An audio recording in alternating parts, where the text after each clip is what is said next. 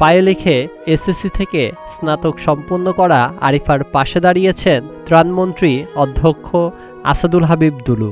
আরিফার বাড়িতে গিয়ে নগদ অর্থসহ গৃহ নির্মাণ সামগ্রী দিয়ে সহায়তা করেছেন তিনি।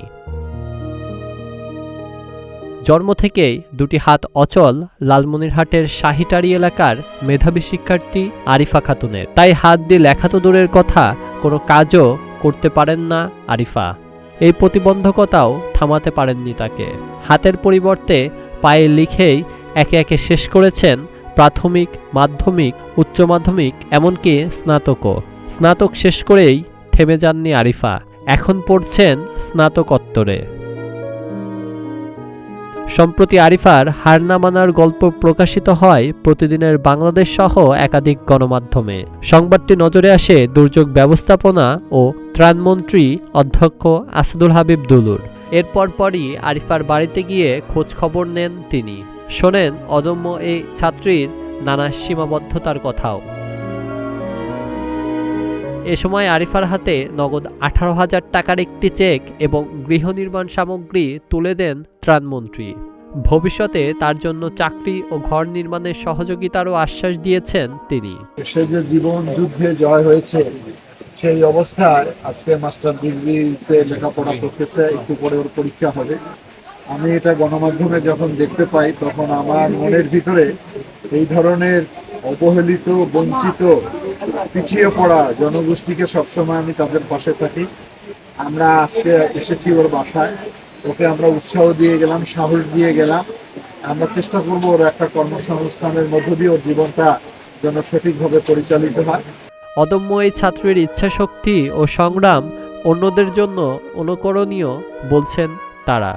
আরিফা লালমনিরহাট সরকারি কলেজে দর্শন বিভাগে অনার্স করেছে। অনার্সে ভর্তি হওয়ার পর থেকেই আমি তাকে চিনি। আমি প্রথম পরীক্ষার সময়, ইনকোর্স পরীক্ষার সময় আমি দেখলাম যে একটা মেয়ে তার শারীরিক প্রতিবন্ধকতার ঊর্ধ্বে গিয়ে শ্রুতিলেখক নিয়ে পরীক্ষা দিচ্ছে। পরবর্তীতে আমরা তাকে ফলো করি, দেখি যে তার রেজাল্ট খুবই ভালো। প্রতিটা ইয়ারেই সে খুবই ভালোভাবে ভালো রেজাল্ট করে উত্তীর্ণ হয়েছে, অনার্স কমপ্লিট করেছে। আর সব বাধা পেরিয়ে নিজের স্বপ্ন পূরণের পথে ছুটার কথা বলছেন আরিফা খাতুন। চান নিজের চেষ্টায় সমাজে প্রতিষ্ঠিত হতে। আমার বাবা নেই, তিনি মারা গেছেন। আমি জন্ম থেকেই শারীরিক প্রতিবন্ধকতা নিয়ে জন্মগ্রহণ করেছি। আমাকে এই সমস্যার জন্য অনেক জায়গায় অনেক বাধার সম্মুখীন হতে হয়েছে। আমি যখন প্রথম পড়াশোনা করার জন্য স্কুলে ভর্তি হতে যাই, তখন আমাকে স্কুলে নেয়নি, কারণ আমি লিখতে পারবো না। লিখতে পারতাম, কিন্তু তাদের সঙ্গে অ্যাডজাস্ট করে বসতে পারবো না, আমাকে দেখে সবাই হাসবে, কথা বলে তারা স্কুলে নিতে চায়নি। তখন আমাকে আমার মা অনেক খোঁজ করে ব্র্যাকেট স্কুলে দিছে। সেখান থেকে আমি যখন 5 পাস করি, আমার প্রথম বিভাগ আসে এবং আমি বৃত্তি পাই। তখন থেকে আমার জীবনটা কিছুটা সহজ হয়। আমি ফুলগাছ উচ্চ বিদ্যালয় থেকে এসএসসি পাস করি।